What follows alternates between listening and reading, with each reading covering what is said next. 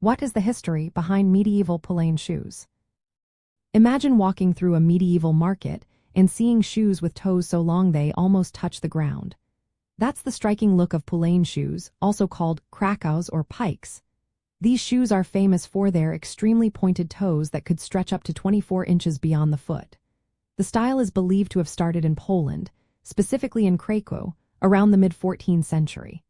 From there, it quickly spread across Europe, becoming a symbol of wealth and fashion. In England, Poulaine shoes gained popularity after King Richard II married Anne of Bohemia in 1382. She wore Poulaines at her wedding, making them a royal fashion statement. These shoes were made from soft materials like leather and often had elongated toes that needed support. To keep the toes from flopping, people stuffed them with moss, hair, or wool. Sometimes, the toes were tied to the leg with chains or ribbons, which also served as decorative elements.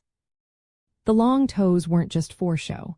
They signaled high status because only the wealthy could afford such elaborate and impractical footwear.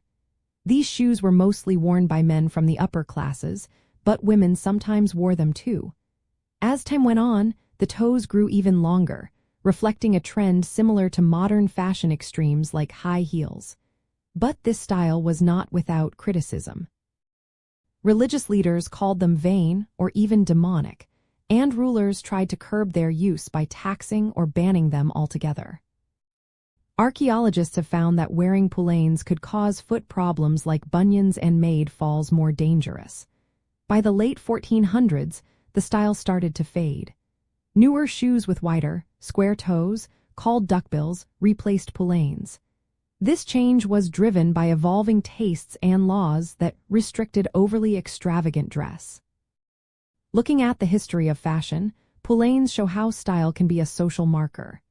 They highlight how people used clothing to display wealth and status, even if it meant sacrificing comfort. Their influence can be seen later in styles like the pointed shoes of the 1950s, called Winklepicker boots. These shoes borrowed the long, pointed look but in a more modern way. In the end, Poulaines reminded us that fashion is often about making bold statements. They push boundaries and challenge norms, sometimes causing controversy but always leaving a mark on style history. Their story shows how fashion trends can reflect social values, status, and even societal restrictions.